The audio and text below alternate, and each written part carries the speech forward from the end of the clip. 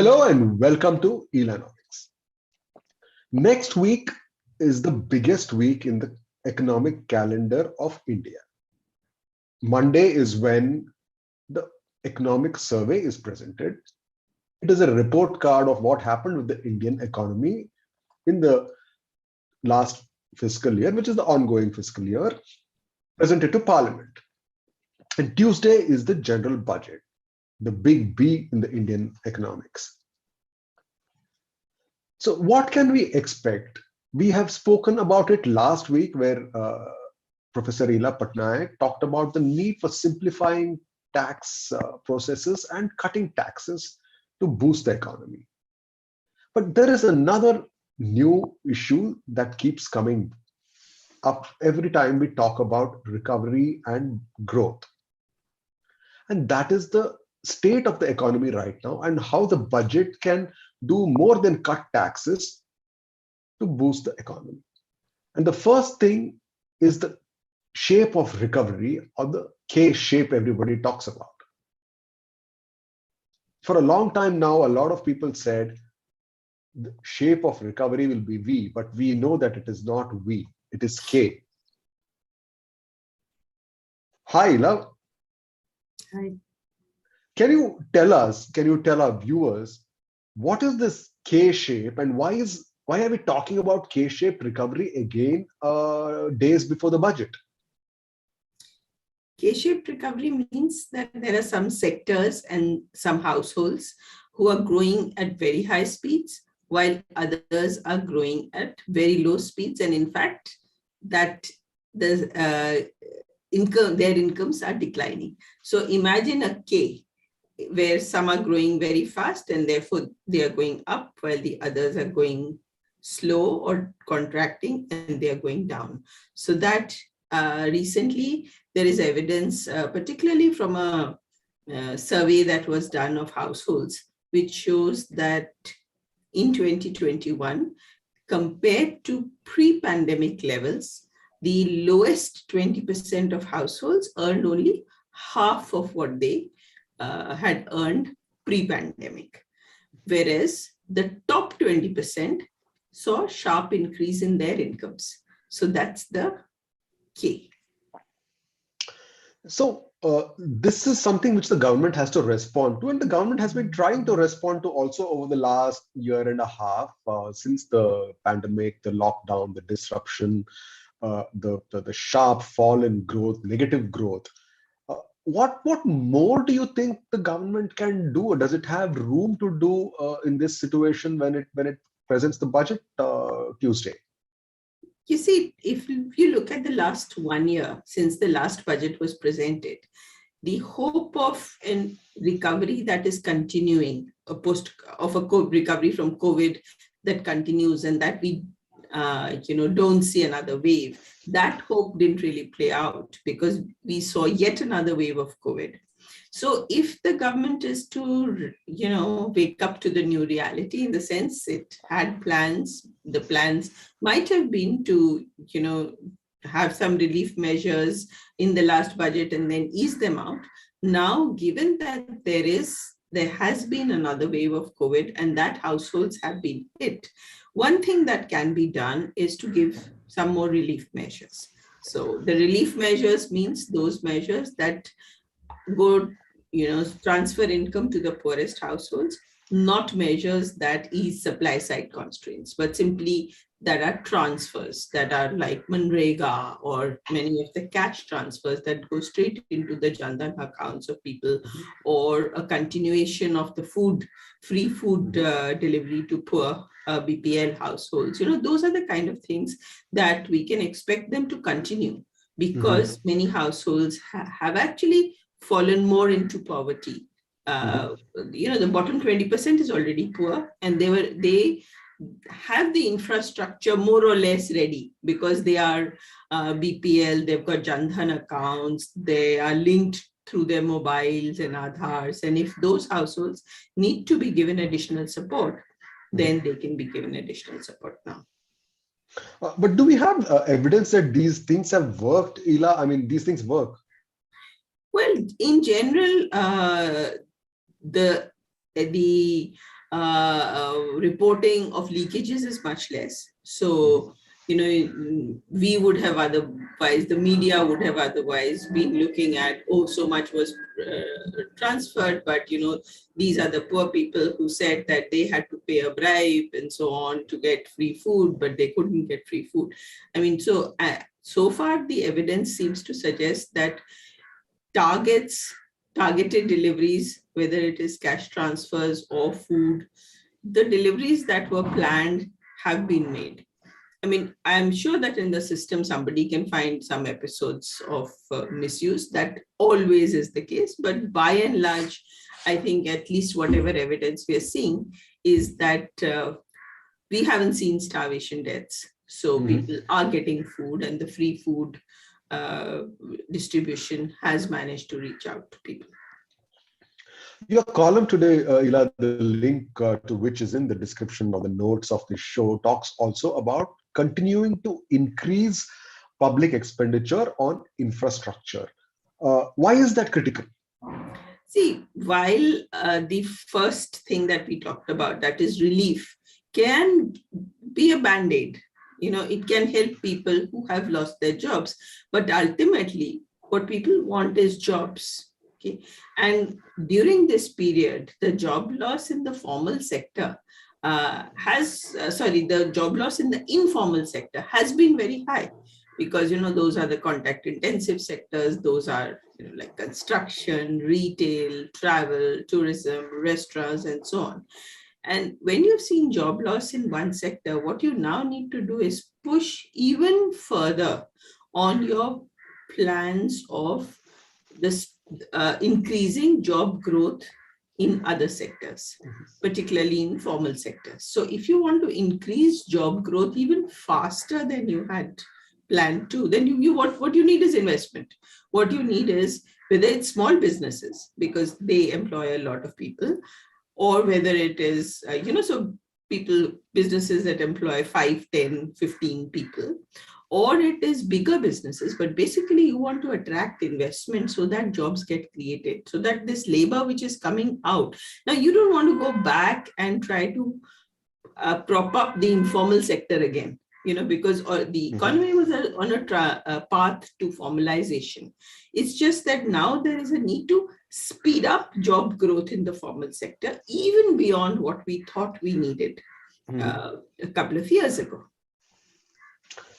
That's the transformation you talk about, where you say the transformation of the Indian, I'm quoting from your column, of the Indian economy lies in improving the productivity of small firms and not trying to go back to a larger share of informal labor. Yeah. So see, when you look back at what has been happening in the last couple of years, last 4, 5, 6 years, actually, not just these COVID times, but even before that, there were efforts being made to bring more and more of the economy into the formal sector. GST. Formal means you pay taxes.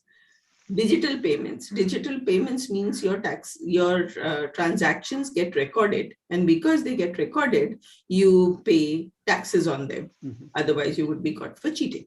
So whether it was GST or digitization, or throughout, you look back at the last 30-40 years, you try to do labor laws that people don't get kicked out. I mean, of course, they might have had certain adverse effects, but the attempt is that we want to move away from very low service sector jobs. So, for example, the typical example that is given in economics textbooks is that, if a self-employed is a woman selling bananas, right? So she buys bananas from the shop, and then she goes and sits on the roadside, and all day she sits and she sells a few bananas.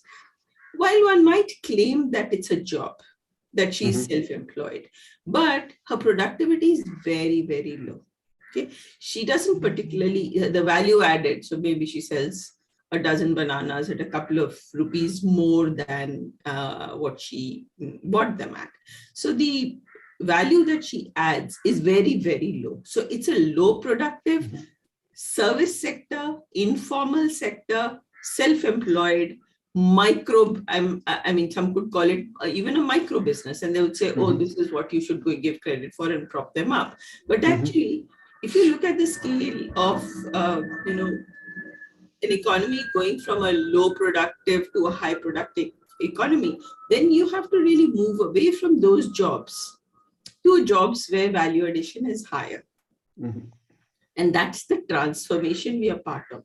And that's what, a lot of the jobs that have been lost in this period are the low productive jobs. And then the question comes, do we want to go back and support those and prop them up? Or do we want to continue on the path of moving the economy to a high productive, jobs where value added is higher?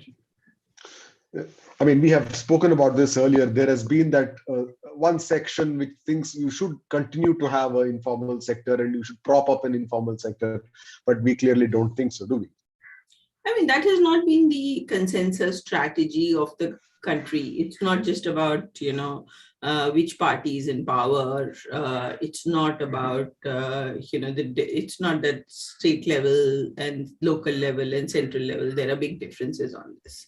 Now, fundamentally, you want better working conditions for people who work. You want them to be able to earn enough to take home a salary or to take home income that they can support themselves and their families. If you want those, then the value that they produce has to be higher. And usually, what happens in production is labor combined with capital. So, if the capital is very, very low, then the productivity, if the amount of capital, stock of capital is very low, then the productivity of labor is low. So, just a person who squeezes a mosmi to get juice out versus somebody who uses a machine versus the same person working in a factory which, processes tons and tons of mosmis and gets juice out.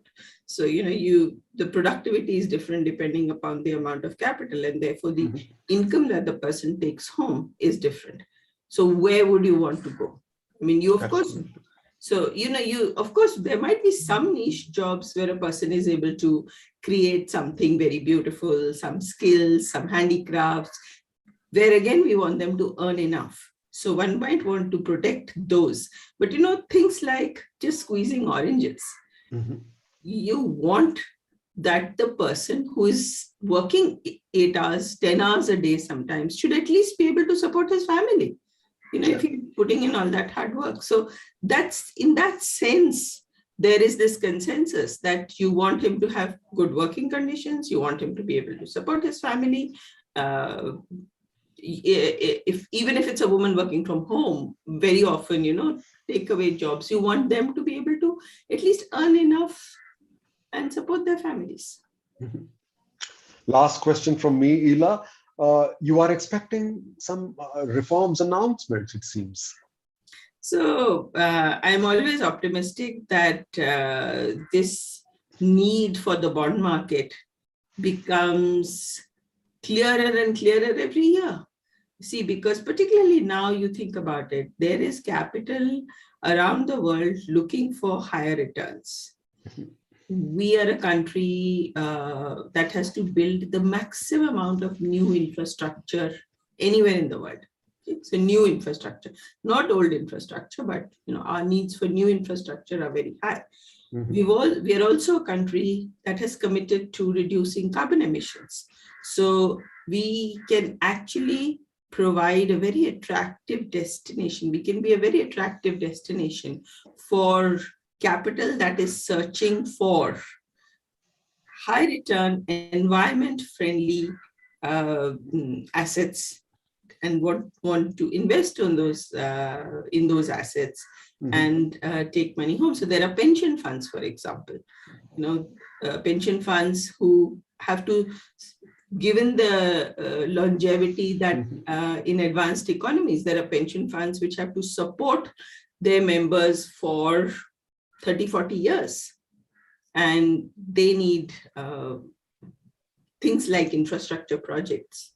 So that's why I'm optimistic that, bond market reforms, financial sector reforms that are required to attract that investment that they happen. Okay. We'll go to take questions, Ila, but before we take questions, I want to tell all our viewers we will have special shows next week, both on Monday and Tuesday. Special live shows. Monday is economic survey, so immediately after the economic survey, we will announce a time for when we will go live and discuss the economic survey, and same thing on Tuesday for the budget. So please watch out for our announcements, which come on Twitter, and do tune in on Monday and Tuesday to watch us watch Professor Ila Patnaik analyze the economic survey and the budget. We will go to Konark Singhal first. Konark sent me a DM and asked a question. Thank you, Konark. He's a member. And he also says, what's the right way to ask questions for future shows? Konark, there are two ways. One is you can ask questions where there is a chat window on YouTube while the show is going on, and our colleagues will pick out your question and share it with us. The other way is you can just reply to our tweet where we announce the show on Twitter from the print handle, and we will take questions from there. So you have two options, and both options, if they don't work, you can always DM me. You're most welcome. Konark is asking Ila that Professor Ila Patnaik says that the most efficient way for stimulus will be to cut taxes and put money in the hands of the people.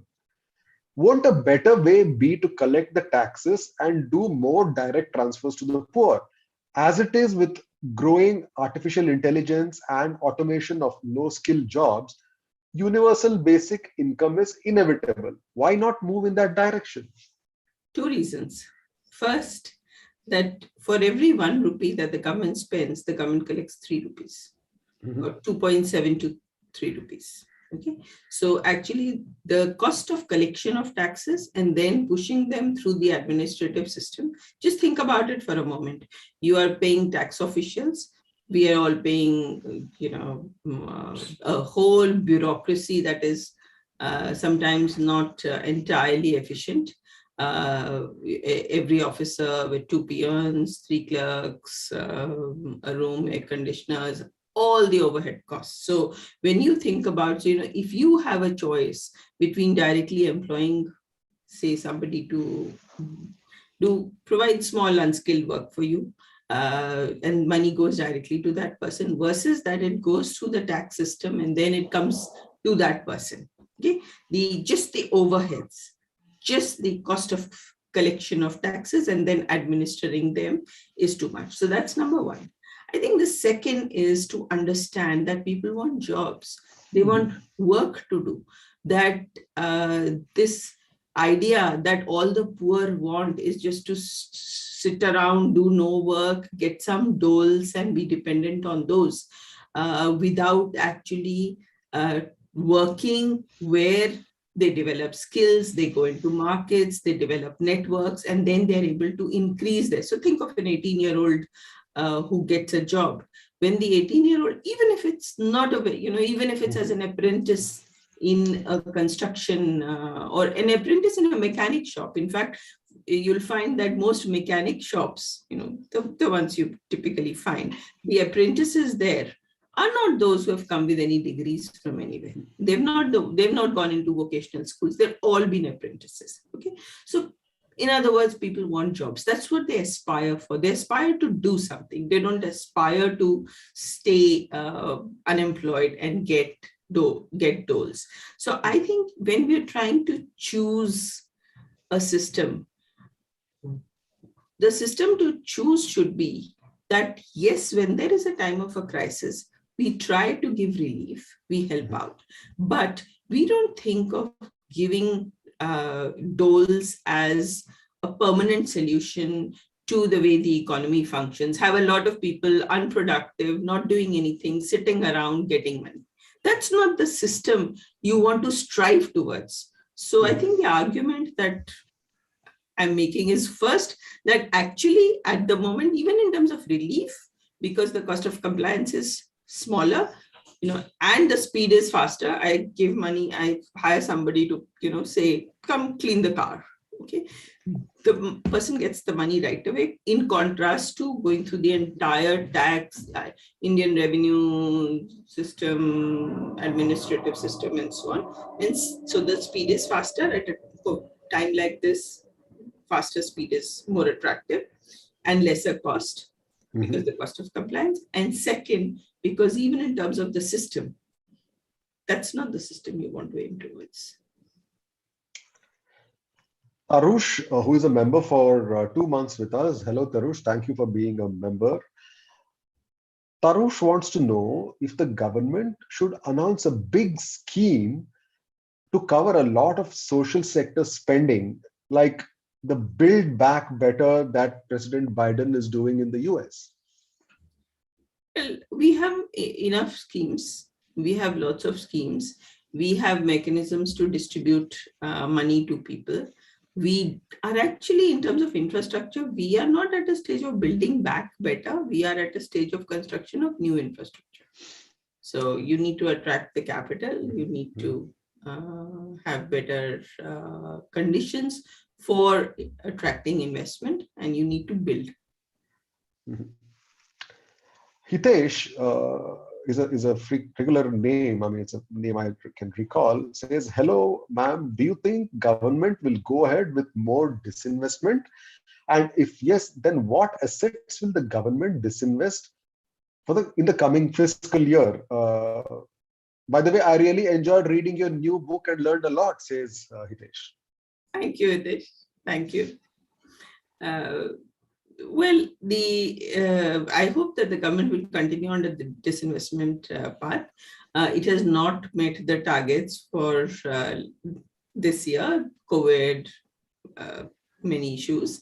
But, the Air India disinvestment has gone through. And I think the fact that there was very little opposition to that, to the Air India disinvestment, might actually encourage politicians to take up this and be a little bolder and go through with the disinvestment in terms of what is the disinvestment that will be done. It could be many of those that were announced last year, such as LIC, and let's hope for the best. I do hope that we go through with that. That is the same question Prakhar Khandelwal also asked. So your question has been answered, Prakhar. His question was, will budget 2022 see more privatization? You answered that. Raja Mukherjee asks, Ila ma'am, does the finance minister have elbow room to bring the highest GST rate down from 28%? The SME sector, especially the ancillary industry sector, is still sluggish. What can the FM do more for this? I think GST will be decided by the GST Council. I don't expect anything on Tuesday. I mean, one might, of course, always argue that the center should be able to take initiative on its own and cut the CGST, the central part of its part. But, to be realistic, I think that will be decided. GST will be decided in the GST Council.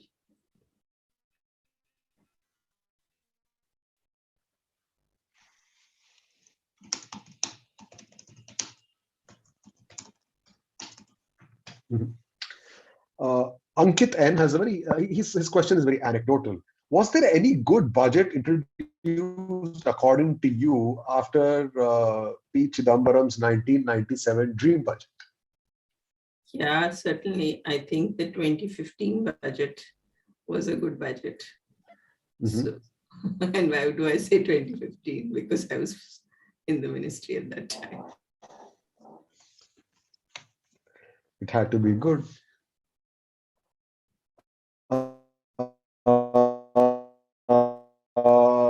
Moshe guaranteeing loans to save or revive small production units. Will this be a priority for the government? Now, again, there have been a number of schemes post-COVID in terms of giving credit. Some of them have helped small companies as well. I think mostly those are likely to some extent continue because of the third wave of COVID. So I would not be surprised if the attempts to help out the MSME sector and small companies continues, because they are big employers. So as part of the relief measures, some of these measures, I mean, for example, those who have not been able to return their loans, will they be given, more time? That's what it typically comes down to. And will they be given credit to help them tide over? So they might, it's likely because of Omicron. Last question, Ila, and this one is from Sagar. Uh, are the upcoming elections expected to impact the budget in order to persuade voters? It's always a question. Yeah, typically before an election, a government does not want to do something where they internet issue there. Yeah. Thank you, Ila. I think we had a bit of an internet problem there. You froze. So I'm going to repeat, or maybe you have to just repeat the answer on the political elections going to impact this budget. Yes, so I think when budgets are presented before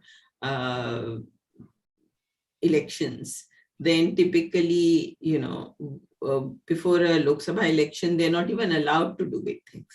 They're not supposed to do big things. But then, because we are always in election mode, we also have these big state elections like the UP election. Yeah. And in some ways, any party that is in power would not like to do something over which there may be a big political furor, and where the opposition may try to do something which get together. But then, this government has always been a surprise. PM Modi surprised us in just before the 2017 UP elections. So, you got demonetization at the end of 2016. I don't think that anything like that will happen, but,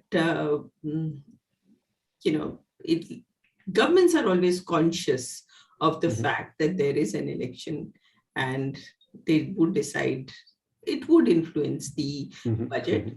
In this particular case, I think that we should expect that because of COVID, if there were attempts to do a lot of fiscal consolidation at this time, it would be unpopular. So we should not expect there to be a very sharp return to fiscal consolidation, both from the point of view of COVID and from the point of view of not wanting to do something which would be very disruptive just before an election. Don't be disruptive before an election. I'm sure the government is more than conscious of that.